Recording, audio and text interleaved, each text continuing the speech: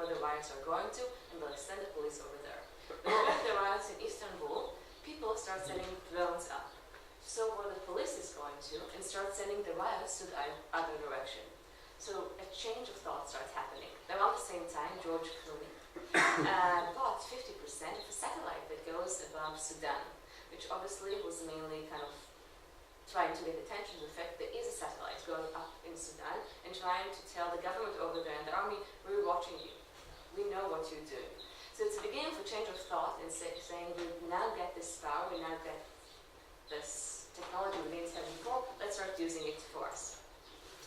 I wanted to show you two projects in which artists start using and thinking differently about drones. This one, and the resolution is a little bit crazy, but it's called Drone Survival Guide. It's done by a Dutch artist called Vardit. And he has this in many languages. We did it at our course in Hebrew and Arabic. This one is in English and Pashto.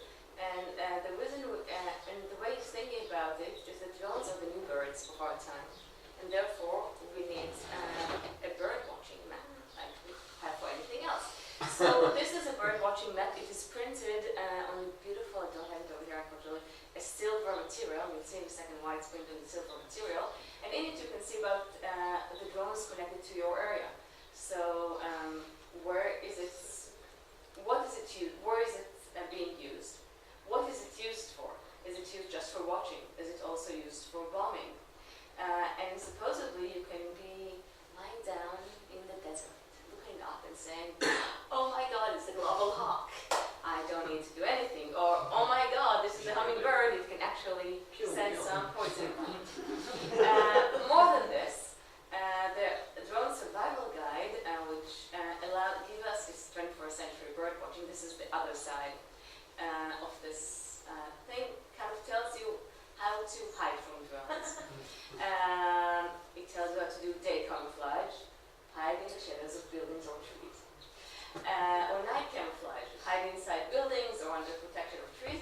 But it's also a tool because it's made out of this shiny material, kind of like the material that's used, sometimes after marathon in sports. You can also hide with it because it's reflective material. So you can put it up and you can start distracting the drones, which is something that apparently people have started doing with mirrors in very open places when they see drones above them. Wireless connection, way for bad weather. There's also a way of hacking drones. We have a GPS spoof. I see that over here. I'm sorry. I'm going to open for a second the Hebrew version that was done at the airport. Because over there, I know that there's, I think by then, it's a few years past, so you can also see that. You'll see more technologies in order to avoid them. It was really important for us to translate this to Hebrew and Arabic because Israel is one of the biggest manufacturers of drones. And actually part of the reason that it was so successful in selling them abroad is the fact that it can prove its use, because Israel has been using drones in the Gaza, in the territories, in wars, and when they come over and send you a drone, you can see the differences by the side, over here by the side of drones, you know that it has been used before. So in the hacking, over here we have more hacking, it's in Hebrew, but I'll translate it to English. One of them is Skywrapper, in which you can try and actually take it down. The other one is just to disturb it by sending different wireless connections. And the third one is GPS spoofing. They have different GPS, they think that they are their own GPS, and they kind of change them where they go. This was proof, this question of hacking the drone? Mm-hmm. This was proof? This is all of the materials came from online. And many of it actually is coming from the manufacturer themselves because they put in it. I can tell you that putting this in Israel was problematic, and we had a guy, more than one, was trying to say that by doing this we are putting Israel in danger. And the terrorists can come to our port and get the guide, and then they'll know how to hack. It sounds funny, it did end up like in a story that in the TV, but that's the way it is. So this is one thing, an interesting moment in which we can start thinking differently about drone. Another one is we all over here those fancy drones, 1400 you said, cost the last one, just one, Yeah, right? the one that's on the tree right now in Hong Kong. Yes. But there are actually people who can use these drones, and it's fun. You guys can use those drones in order to actually do something important, really in order to map the world. And they don't necessarily have this 1400. So public lab, and why is there no in this room? So I'll just tell you about it, and we can watch it later. Imagine drones flying. No, to actually it's easy. Refresh. It's easy to imagine. Refresh. Just control R or command R. Alt Alt F. Alt F.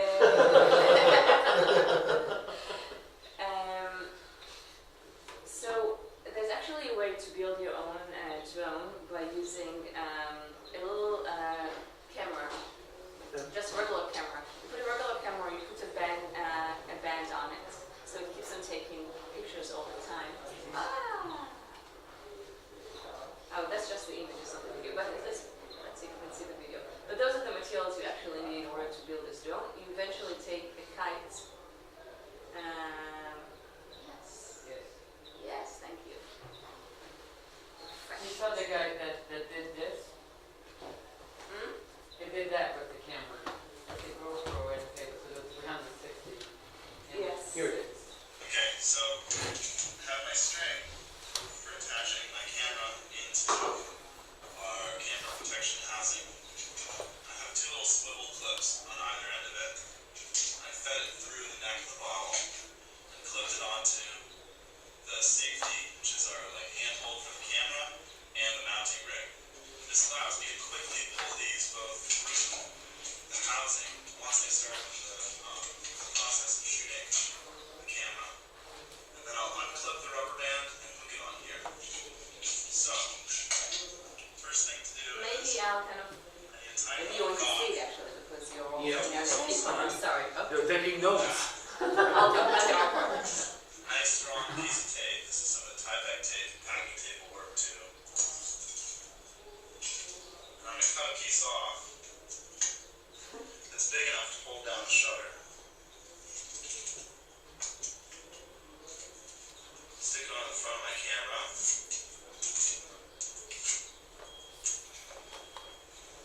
Place the pebble right on top of the shutter.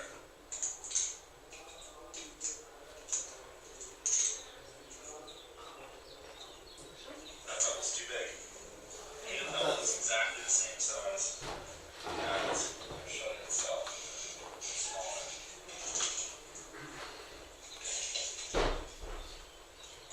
Now here's the little one I just found. So I'm dropping the pebble right on the top of the shutter. Right where we hold on. Pulling the tape over. Sticking the pebble on the tape. And now I'm ready to go with my shutter lock. So now I'm going to turn the camera on. I previously had set the ISO to 100 because it's a sunny day. So what I'm going to do is I'm going to set the settings that don't save when I turn the camera off.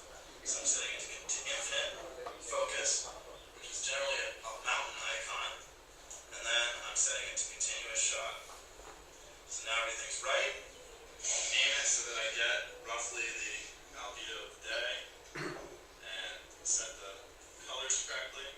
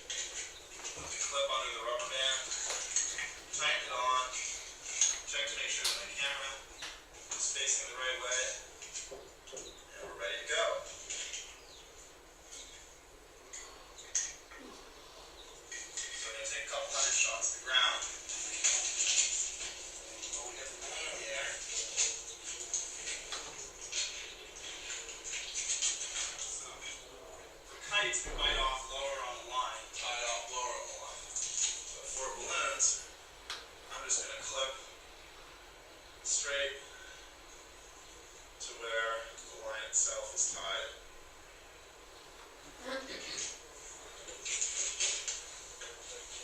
Loosen it up. Listening to make sure it's still clicking as it goes by my head. Now, we're ready to go.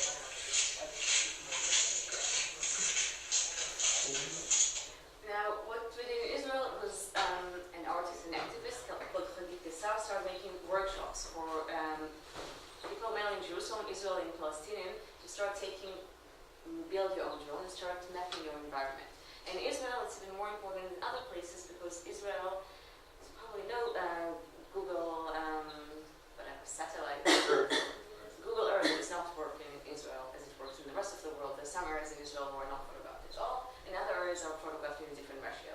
It's 1 to 350, I think, in some places as well. It's a different ratio because the army doesn't agree that it will see the place. So by drawing and mapping, there are a few elements. One, you get ownership of your own space, but two, you can also show things you otherwise wouldn't be able to see. For example, for you Israelis, you might know there's a road cutting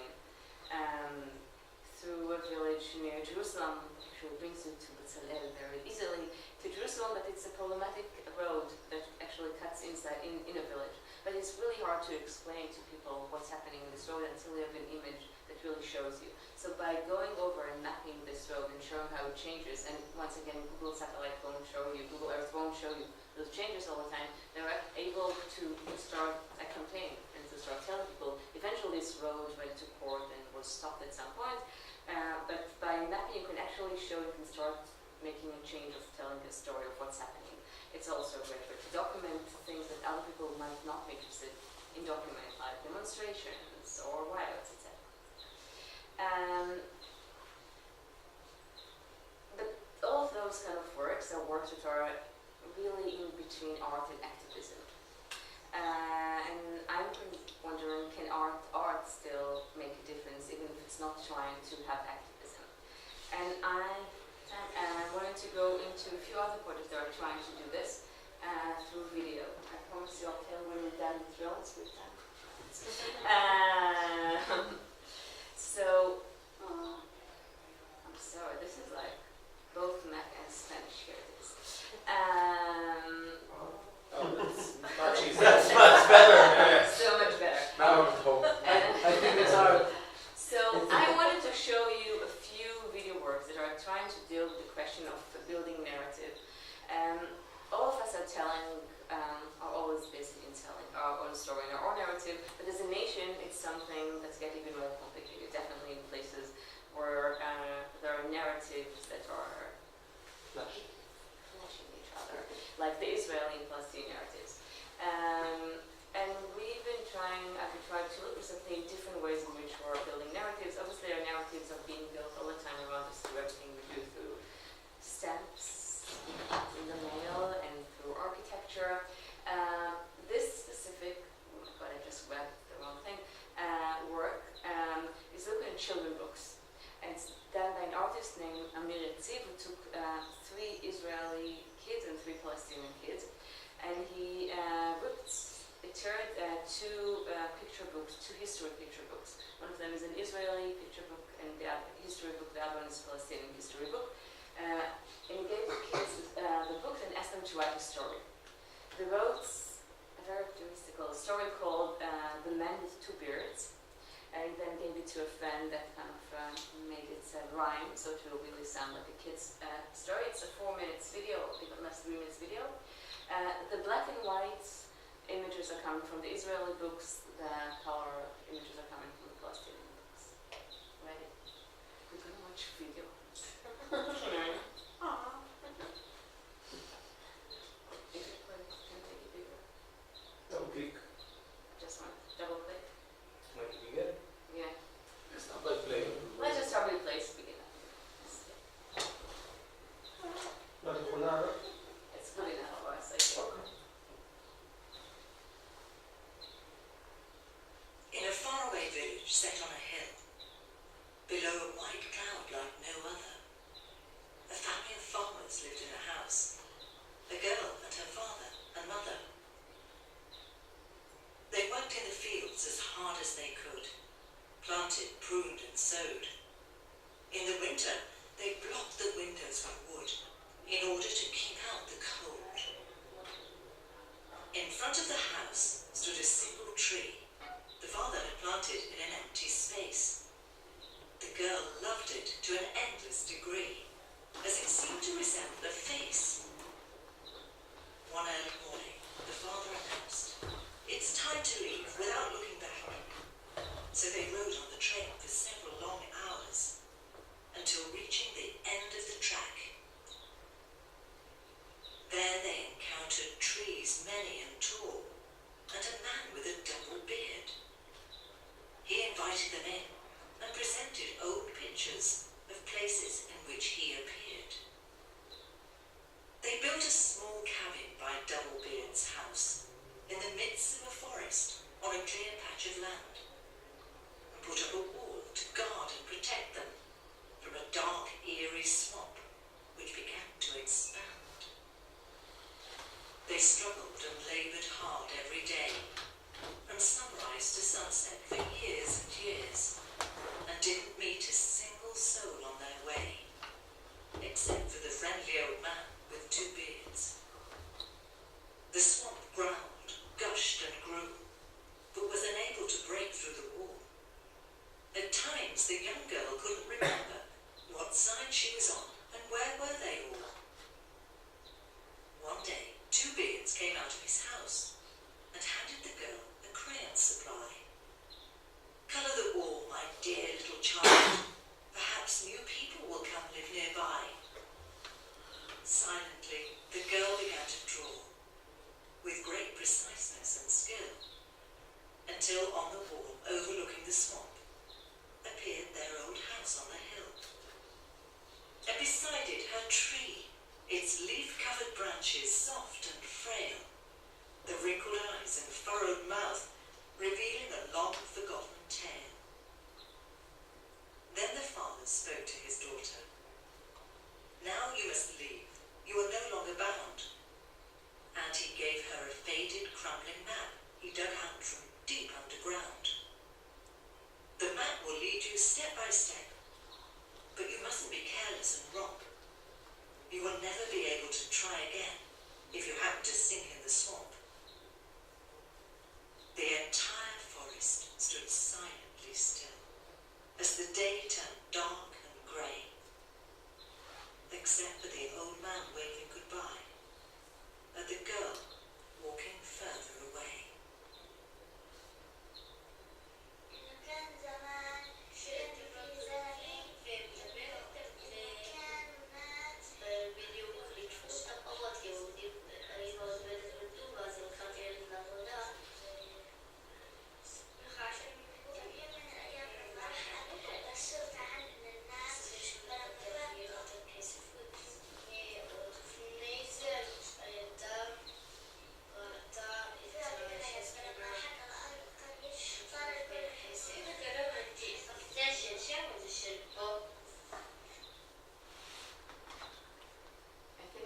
I feel so stupid.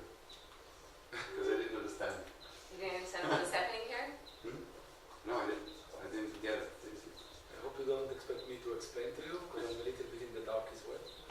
No, I was like, what? Okay. What they're trying to say.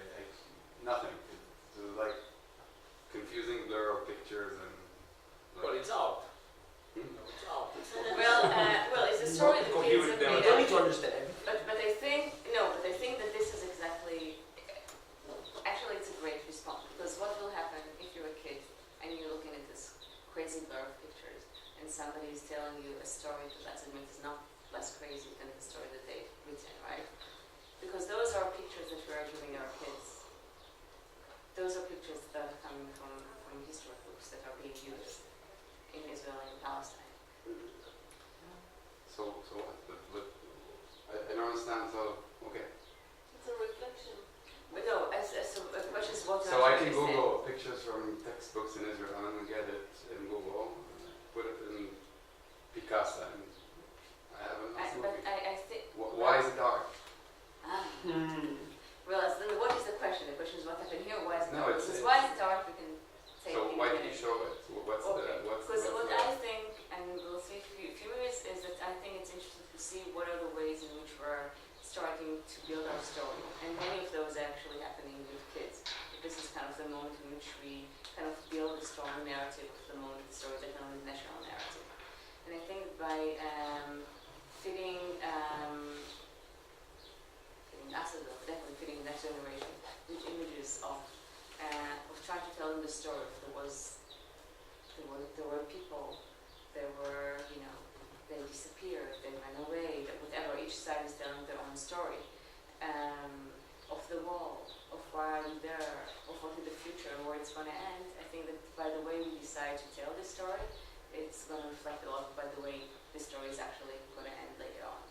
And what he was trying to take over here and trying to do this, I think one is to see how they could make kind of a cute optimistic story out of the same images that are actually images of war. But two, I think that we kind of say how those narratives are so fragile, and each one can take the same image, the same story, the same facts and reality, and make them into their own story. The text of the story in the narrative, the narrative is a kind of mixture of the two stories of children. The kids had pictures, and they kind of started writing on each one of the pictures. They wrote something and organized it as a story, and then somebody came and was kind of why maybe. Well, in a way, it reminds me, far from this, but the documentary Voices about the children, the Palestinian children, the Israeli children. The documentary was nominated to the Oscar 3 years ago. Was Goldberg, the director. It's a 3 hours documentary. It's very interesting about working with children narrative, the national narrative. But as to why is it art, it's It's not, I'm not, No, I'm saying I'm surprised. Usually people ask this about like the drone survival guy. Why is this art? So I'm surprised that like. No, the drone survivor, both things from my perspective, these are, at the end art is something that creates an emotion, right? It's completely subjective to how you feel about it. So the drones, I understand what they've done that because it's more, let's aggravate and create awareness, and so I think that this is, I understand why it was done with this. And after you explain now, now I understand. Now I got it. Hey, welcome to my world. She takes me all over the world to all these galleries and museums, and I have no idea what I saw. And then she says, "Oh, it's obviously." Yeah, exactly. Okay, that makes sense. No, there is something that I think has gone away with art, which is the beauty, and it's as a tool of protest, and as something that it's not necessary. So here, there is a subtle subtext that's not necessarily clear. If you look, for example, from like a Jewish drawing from World War II, not necessarily it's clear to see what not necessarily you understand what's going on until you kind of understand the context of the picture. Then you kind of drawn into it. It has few layers. Here it's one dimension. It's not. So that's the reason. I would disagree, but I would disagree with so many levels. Because to start with, I think that identifying art with beauty is already something that has been done for many years. But there's so Look at jazz. Jazz, it's not beautiful. It's It's amazing. not pretty. It's not pretty. It's Why? not aesthetic. Not symmetric. Yes. Jazz? It is symmetric, No. actually. well, Not necessarily. No, but I no. But so, for example, with when talking about drones, there's other. So I've seen a lot of usages for drones in art. One was done in artists that done with actually we've done it in as part of my work in Intel. We took 100 drones and did a complete. I'll do fireworks. Yeah, they did a night show with 100 drones, and I think that the use of technology in art is a significant form because it kind of represents certain things. Here, I think that there is the subtext of the national narrative. If you look at that if we want to analyze the national narrative, there is a great change because of social media, of how a narrative is being displayed and used. And, who reads books? Come on, seriously. The kids go to Wikipedia and they learn from Wikipedia. But I think actually I disagree. I actually think that what's happening with art and technology, and this is kind of where I originally came from, is very boring. I actually find that most of the usage that's being done and technology went into art really been like exactly what we illustrated, exactly what we said. And yes, we use drones to make fireworks, or yes, we'll use technology. You know, you would think once that there'll be so many great uses, but whenever people are asking me to do like, Yossi, can you do a lecture about art and technology? And I'm like, no, I'll do about something else, because there aren't enough interesting subjects that I think, not enough interesting people are dealing with art and technology, and actually not just using it as a tool to help them to, you know, cut better designs, but actually thinking about the effects technology has on our life, which are immense. But not enough people are doing this extra step of thinking about them, which is why I actually like those projects that they're doing this extra step. And as I said before, there's always going to be a place for beautiful sculptures and beautiful paintings. I believe that what's interesting for me in contemporary art is how does it go the next step? How does it change the way we're thinking? How does it make us look at our life in a different way? How does after experiencing this one, we're going to experience things differently? Maybe you look at children in a different way. How do you see the narrative changes from so if you can give examples for like narrative change from art? The painting after the photography, for example, after the invention of photography, the painting changed. No, but this is How but the Technology. changes the narrative. But that's something else. I'm talking about political work, and I think that in some places, I think there's I think we're definitely didn't.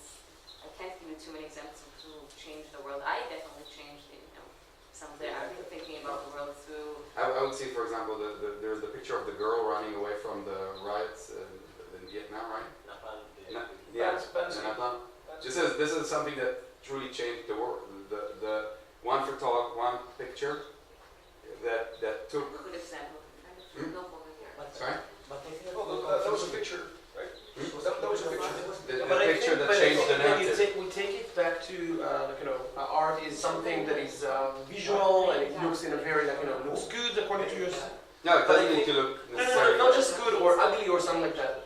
But it needs to to have something. It needs to. But I think the fact that we can interpret something in a different way and everyone can relate to it in a different way, and exactly as the video said, and I don't think the video is not like beautiful in this type of way, point of view.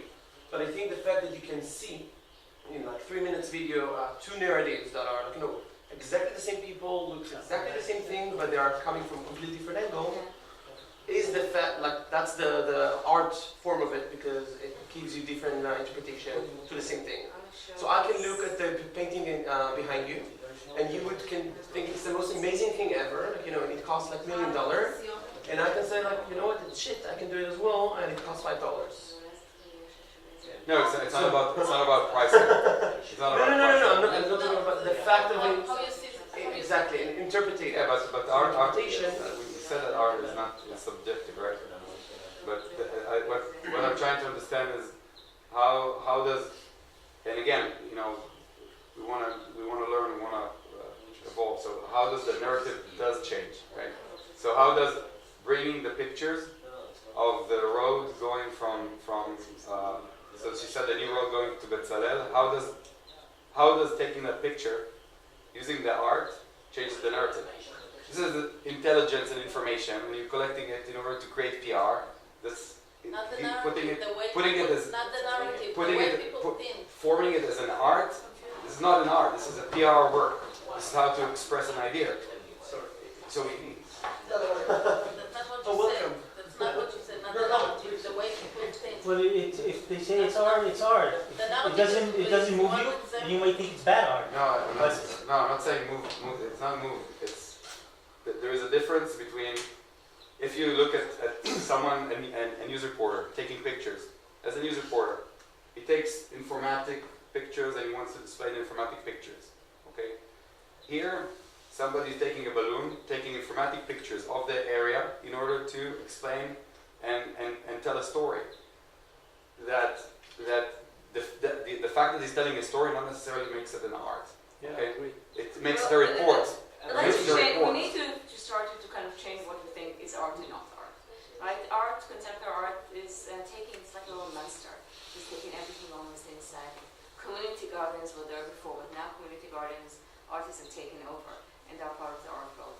Libraries archives. I think that you trying to sit up here and say this is art, this is not art. No, I'm not saying it's not art. It's not, it's not, no, no, it's not an art just because I think it's kind of, it's grown from there. It's like, it's bigger than we want to think about it right now. So the question right now is it art that is interesting for you or not? And I understand that you don't see how this changes, and of course I can give you examples of one image that made a difference. Some of this photography, some of this is related on the internet to work, but I think that those things usually don't happen like this. There are very rare images that make a difference, you know, in one on. It's about something that's growing and changing. It's about a way for us to understand the world in a different way.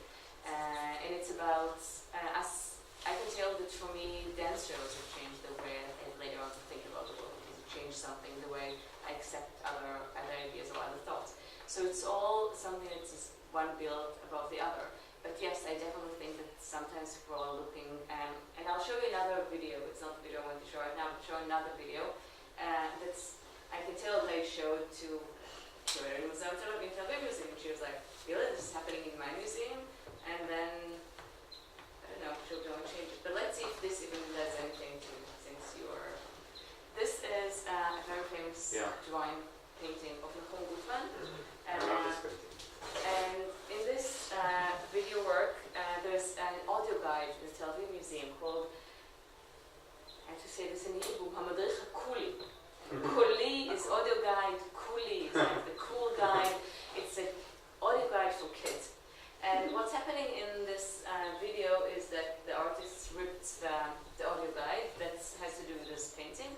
And a few kids are listening to it, they're facing, their back is facing the painting. They're trying to make the painting outside of the audio guide. And the kids themselves are kids that are coming from a school called the Bialik Rogozin. The school in South Tel Aviv, that everyone in it are kids of immigrants, immigrant workers, refugees. Yossi over here is actually very active in the school. Go over there and tell Yossi. We saw something on Bialik Rogozin. You'll be happy. That will buy us the best for next KINNERNET for next year. Or come to the TEDx youth event next week. Yes, So, we'll you know, come it's next like- week. We're still on the list. We're still on the list. You can tell we somehow we And know some refugees. kids from Bialik Rogozin. So those kids are already kids, some of them were born in Israel, many weren't born in Israel, are already trying to build their own identity. They're already they're like already in this limbo of what does it mean to be Israeli. And then you hear this guy, I'll have to tell you non-Israelis, because a really important thing about what's happening here is the accent. Those are Israeli actors speaking in a very, very deep Arab accent. To me, it kind of reminds like in theater when they used to like paint like faces, because obviously you're in Israel, it would have been really, really easy to find Arab actors. But and over here, listen to the accent, listen to the Picasso part, what will it bring up to you. And I'm talking to you specifically because you're looking for hints, and listen to how they describe themselves as Arabs. And then it will be interesting what happened when I showed it to a class I teach. Okay. It's also 3 minutes.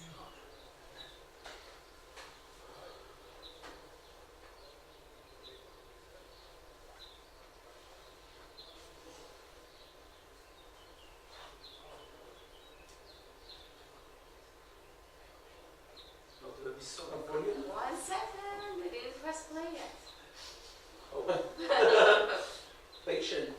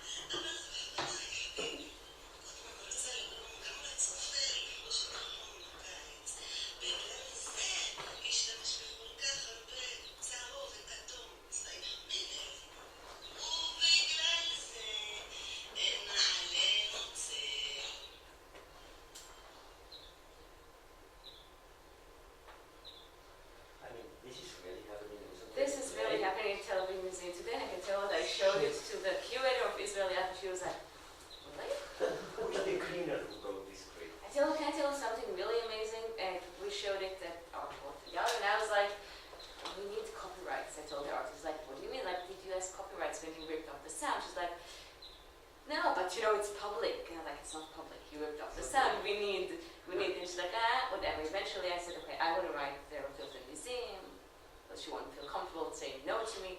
And then I got back a response from the department over there saying, you can publish it, but only if you give credit to the writer. I was like, amazing. But I think that this is, I love this because this is so simple and nothing has been happening here, but just listening to this and listening to thinking that this is the way. So this is just using art as a spotlight of showing how we think and how people are thinking around. The fact that, again, for non-Israelis, there was a moment in the Knesset recently with someone talking about the pay and this, what they said there couldn't be a Palestinian nation because Palestinian has P and Palestinian people can't say P. דוקטור ענת ברקו, חברת הכנסת המהוללת. And then she soon said, it's a Knesset, member of it was Knesset. one of the lowest moments, but we soon have more. Now we have He's those one of the lower moments. Oh, we have some. We have plenty. But She said it on the stage of the Knesset in front of Yeah, 120. Yes. yes, you haven't said She couldn't be a Palestinian nation because they don't have the word P. The letter P. Here is the tension also between the roots of reality in the land yes. and today's situation.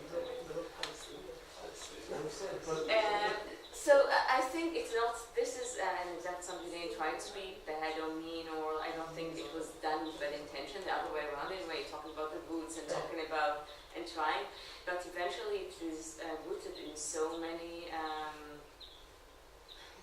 ideas, in so many whatever ideas about what is Israeli, what is Arabic, what is Jewish, etc., that when you start feeding them at an early age, it becomes part of the nation, definitely. And I think it's really interesting here to see those kids who are anyway trying to understand like what's happening, what's the story, and trying to get it now and trying to be fed into them.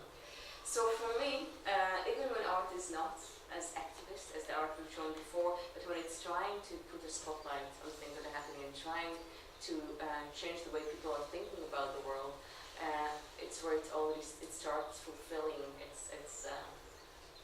it starts taking art to the next level and makes it definitely more interesting for me.